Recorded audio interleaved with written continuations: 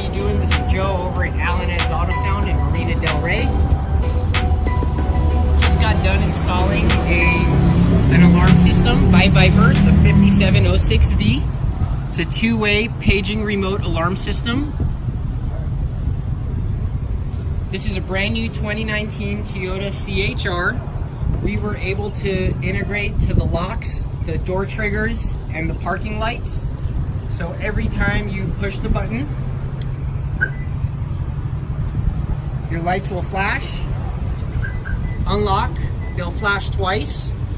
We used a DB3 directed electronics integration module. So not only is this arming and disarming the factory alarm, it also allows us to use the stock remote to arm and disarm the alarm. So if you just continue to use your factory fob for lock, it'll arm lock the alarm system.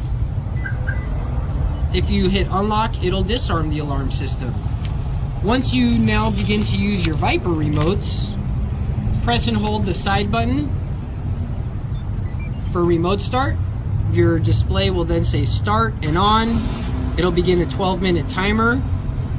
You can then leave your AC on or your heat on to get your car warmed up and ready to go.